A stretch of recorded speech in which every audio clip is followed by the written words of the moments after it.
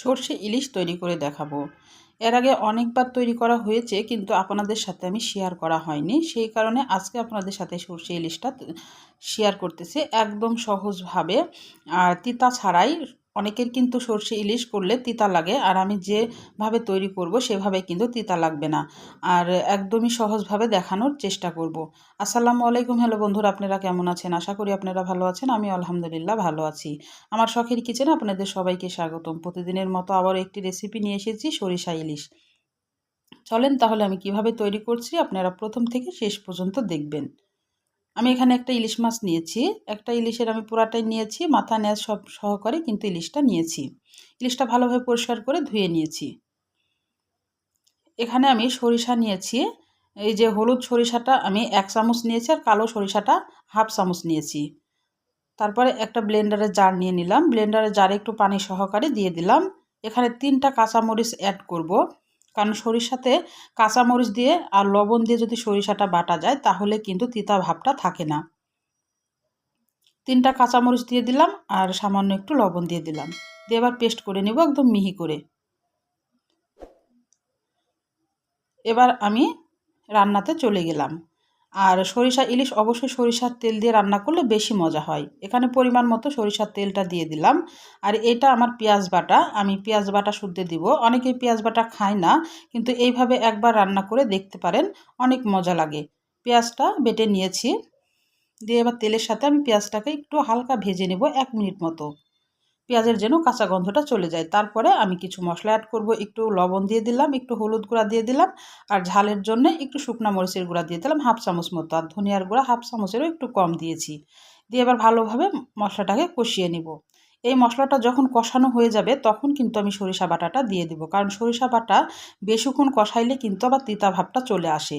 বেশিক্ষণ কিন্তু সরিষা বাটাটা কষানো যাবে না। সরিষা বাটাটা দিয়েই অমনি কিছুক্ষণ পরে 1 মিনিট পরে কিন্তু মাছটা দিয়ে দিতে হবে। আমি মিক্সির জারটা একটু ধুয়ে পানি দিয়ে দিব। দিয়ে আমি মাত্র 1 মিনিট মতো এটাকে কষিয়ে নিব।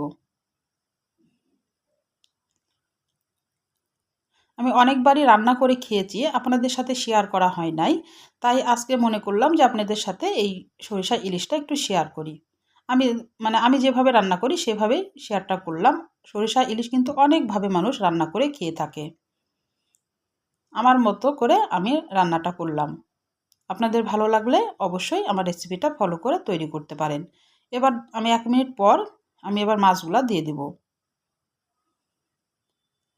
মাছগুলা দিয়ে শুধু একবার উল্টে পাল্টে নেব।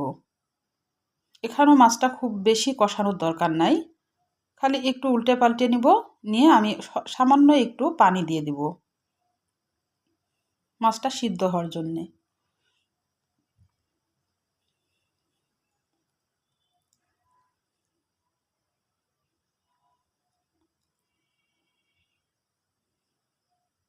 একটু উল্টে পাল্টে এখন কিন্তু আমি পানিটা অ্যাড করব।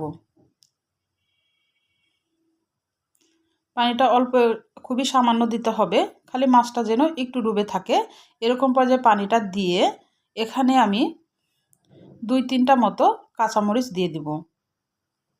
আর লবণটা অবশ্যই চেখে নেবেন মাঝখানে যে লবণ লাগবে কিনা।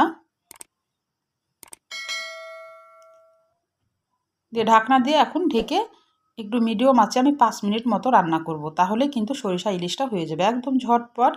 খুবই অল্প সময় লাগে, তাড়াতাড়ি কিন্তু হয়ে যায়। তাহলে আমার রান্নার যদি কোনো অংশ আপনাদের ভালো লাগে প্লিজ আমার চ্যানেলটাকে সাবস্ক্রাইব করে দিন, একটা লাইক দিয়ে রান্নাটা দেখা শুরু করেন, আর ছোট্ট একটা কমেন্ট করে জানাইন আমার রান্নাগুলো কেমন লাগে। পাশে থাকা বেল আইকনটা প্রেস করে দিন, আমি যখন এরকম নতুন রেসিপি আপনাদের মাঝে হাজির করব আপনাদের কাছে যেন আগে ভিডিওটা চলে যায়। আপনাদের একটা লাইক একটা কমেন্ট কিন্তু আমাকে অনেক উৎসাহ করে। আমি এবার ঢাকনা দিয়ে ঢেকে দিলাম। আমি 5 মিনিট মতো জাল করব, একটু খালি পানিটা টেনে নিব। আমি ঢাকনাটা তুলে নিলাম। এবার আমি একটু নেড়ে চেড়ে এখন আমি জালটাকে নিভিয়ে দিব। আর বেশি বেশি করে বন্ধুদের মাঝে শেয়ার করে দিয়েন ভিডিওগুলা। আমি জালটা নিভিয়ে দিয়েছি, ফাইনাল লুক দেখে বুঝতে পারতেছেন। এই যে এরকম হয়েছে, কখনোই তিতো লাগবে না এভাবে যদি রান্না করা যায়। তাহলে আজকের মতো বিদায় নিচ্ছি। আপনারা সুস্থ থাকবেন, ভালো থাকবেন। আবার কোনো নতুন রেসিপির সাথে হাজির হব। আল্লাহ হাফেজ।